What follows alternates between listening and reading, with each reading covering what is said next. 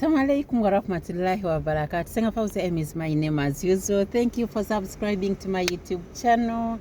Thank you for subscribing to my Facebook page. I really appreciate and humbled you people. Thank you so much. Mwebale kubanga musubscribinga ku page yange ya Facebook. Mwebale kubanga munjagala banaye nzani senga wamwe omu bwati. Kati olunaku olwaleero era njagala tufuneyoko butipu obulala. Leero tujja kubanga twogera ku ddogo eryonoono omukwano. Eddogo erisinga okubanga libi nnyo mu mukwano abakyala lye bakozesa. Eddogo erisinga okutta omukwano naye nga tomanyi mbu ogutta, gw'omanyi weefaako naye ng'ogutta. Today we are going to talk about the charms that bring bad luck. Charms that will bring bad luck but in love. It's what we are going to talk about today. Women, you have constantly used the charms to tighten your marriages, to be lovely to your hubbies, to your husbands, to your spouses, like that. But in most times, you've used herbs that are not good. How do you use these herbs? You have used these herbs inside your vagina. You have used these herbs to make men eat. You have given men to eat these herbs. You have even reached an extent of putting herbs in men's pillows. Okay? You find that this is the bed. You put a pillow like this. Inside this pillow here, you put herbs inside here. You put herbs. A man sleeps here. When he sleeps here, he starts getting bad luck. In the long run, you are poor. In the long run, you can't afford providing anything. But you cannot also afford, but you don't know you are the trouble cause. The other thing, you put these herbs in your panties. Just inside here in your panty, you put here herb, you move with it, those charms.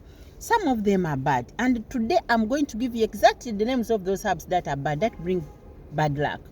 Olunaku olwaleero kyengezaako bannyonnyola nti abakyala tukozesa nnyo eddagala. Olumu lirina ebisiraani bingi, lituleetera okubanga ate tufuna obuzibu n'abaagalwa baffe. Eddagala lino lituviirako okuba nti abaami baffe baavuwala nnyo, abaami baffe ate ne bamala ne beekyawa, naffe ne batukyawiramu. Naye nga in actual sense eddagala lino lyalibadde likola. Naye olw'okuba nti libi lyonga eddagala ne likuviiramu obuzibu. Tukozesa tutya amadagala gano? Eddagala erisooka, tumanyi okuwa abaami okulya amadagala ago. Tumanyi okuwa abaami amadagala ago tugabatera mu piro ne beebakako. N'alootaaga entiisa, yeebase, n'akeera ku makya nga talina mukisa gwa kukola yadde. N'azingamira awo, n'abeera awo ne yeebaka, n'asigala ku rotatingirako awo waatyo. Nja kubanga nga mbawa amannya g'amadagala ago agalina ebisiraani naye mukikola temukimanyi bambi. Abaami baffe mutusonyiwemu, abakyala bano babikola lwa kubaagala nnyo. N'abeera nga ayagala akwefunze woomu naye tamanyi mbw akuttira emikisa gyo n'egijja agita kuba oba tofunye ssente naye agenda kambuwala. Omubeererako awo buli lunaku, toleeta byayagala, tosomesa baana, tofuna ssente, kati ajja kambuwala abeere nga takyakwagala. Naye ng'ate yakikola, naye nga tamanyi mbu ye yakikola. Okitegeera? Amadagala agamu abakyala bageesonseka wansi eyo nga agenda kwegatta naawe. Ne gabeera nga ogasangayo mu kunyumirwa wano gwate n'ogeesiiga ne gakuyingira n'ofuna ebisiraani bingi nnyo. Amadagala gano amalala abakyala bageesonseka mu gundi mu butiiti omwo. Abakyala bamanyi okugateeka ku bupanti ne batungira okwo, bamanyi okugateeka mu waleti yaabwe, amanyi mikisa bakumwagala nnyo mbu atambule naawe. Kumbe in actual sense ayonoona embeera yonna.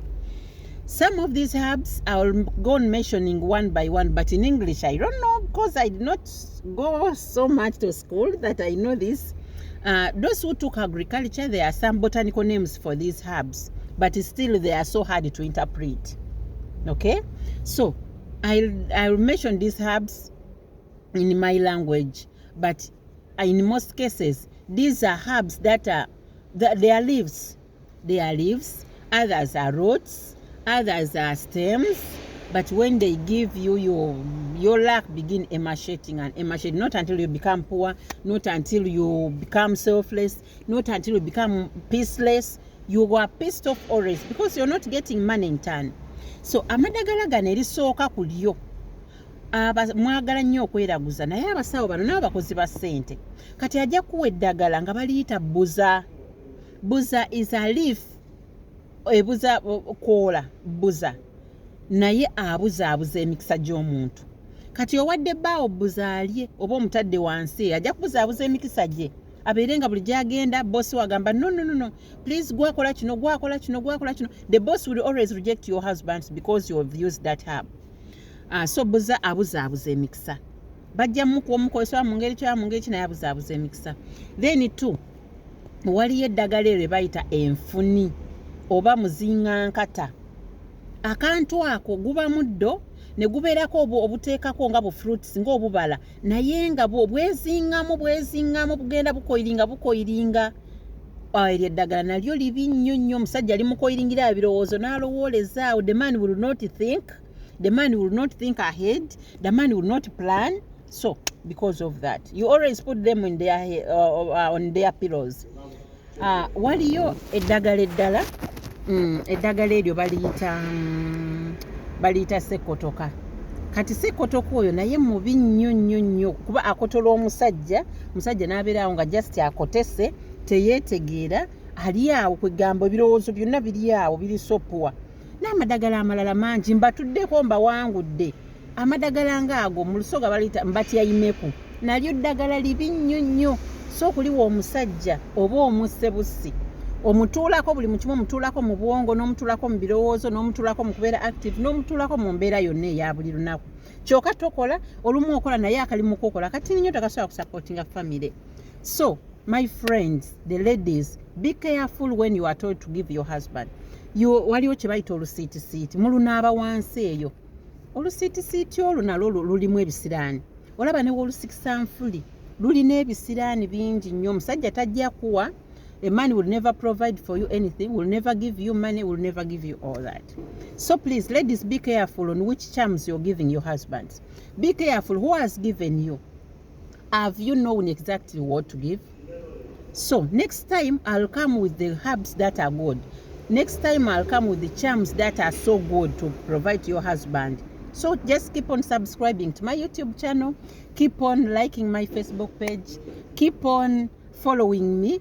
And the next video is which charms are good for love, which charms are good for marriage, which charms are good for prosperity and development. We shall be there. Then the other video will be about which charms, which herbs do you bathe your baby as chogero, your small children as chogero for luck. They are also there. I'll also differentiate for you the charms that are not good and those ones that are good. So abachala bambi mu struggle y'okwagala batwagala ennyo abaami baffe bambi buli mukyala akyagala naye mu struggle eyo tegeera kikyowa omwami erinnya lyakyo baliyita batya ojja following erinnya eryo labe nga kyekyo kyennyini ekigenda okosa omwami wo. So mwebale kuwuliza Senga Fauzia. Thank you for loving me. Thank you for being good to me. But with the charms, girls and ladies, be careful on which charms you are giving your husband. Be careful on how you are handling it. Be careful on how you are using it. These traditional witch doctors are also talking in tongues. Will tell you that, oh, you want your husband to be with you alone. No problem. We'll give you a charm that you will use to him, and anything slight or accident will happen to him. He will just pass on, and you will bury him. So by burying him, it means you will be the one cleaning his grave every day. No girlfriend will come, no ex-girlfriend will come, no ex-wife will come to clean his tomb. It will be you, because you want to be with him alone. So when a man dates, it doesn't mean he's not in love, he's no longer in love with you. He's missing some other things, or sometimes it's even because of group influence. Sometimes it's because of they just love to explore. So after some time they come back. After some time they are even mostly like co-wives to their real wives. They act like co-wives to them because they keep on telling them, my wife, we went through a long way with her. Please don't familiar her. Kyengezaako okwogera abakyala abakulu mugume. Abakyala baba abasooka ku baami bammwe mugume mwe bakaddulubaale. Omwami oyo ajja tuuka ekiseera naye yeeyisenga mujja wooli gwaleese. nga mujjawo oyo omukazi namba 2 wa namba 3 kuba ajja kutuuka ekiseera agambe bambi tomanyirira mukyala wange nze amanyi gye nayita naye nze amanyi gye twava okitegeera so bambi abakyala bakulu nammwe nja kujjayo ne ka vidiyo kammwe akalaga abaami bano engeri gye babaagalamu oyinza obutakitegeera saazi naye oba oli mukyala mukulu ojja tegeera abakyala abato bakitegeera kubanga ebiseera ebisinga abaami bano balowooleza nnyo amaka amakulu ogenda okwesanga ogwomugambye bambi dadi tuguleyoko ka dining agamba okay kati gwe gwajjako ekirowoozo n'agenda n'abikola mu maka amakulu kati in most cases abakyala bano abakulu baba tebaasoma nnyo kiri awo baba si bakozi nnyo baba si bayiiya nnyo kati namba 2 ajja aze ku competition ajja amanye ekyokola kati buli kyayiye omwami ng'agamba omuopeninze obwongo nawe he goes and does it in the first home kubanga amanyi oli teyeesobola bambi bavudde wala ge maka amakulu ag'emikolo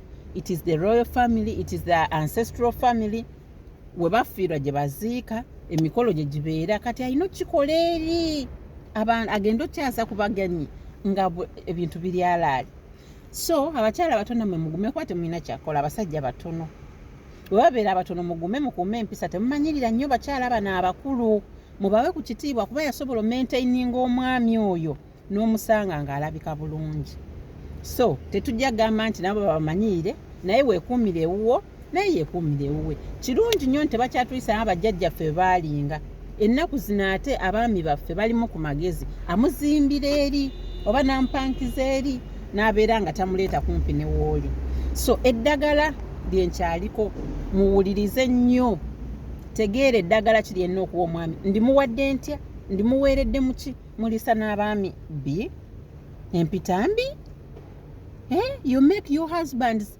eat your wastes your feces your urine can you really eat so my advice to men if she's giving you food eat with her make it as love eat with her share with her that food let her even eat the other last one down if at all it is clean obwagazi tebuva mu kuliisa mu kisajjawo mpitambi woba osobola ogirya naye muwe mulye mwenna woba tosobola kumuwa woba tosobola kugirya tomuwa lwaki omuwa ebikyafu muleeta ebikyafu bingi nnyo ate era akavidiyo akalala nja kujja n'ebyama by'abakyala mbabuulire abakyala baba waaki mu abaami keep on subscribing to my YouTube channel for more information nkubira ku kasimu 056 24 22 0 056 24 22 011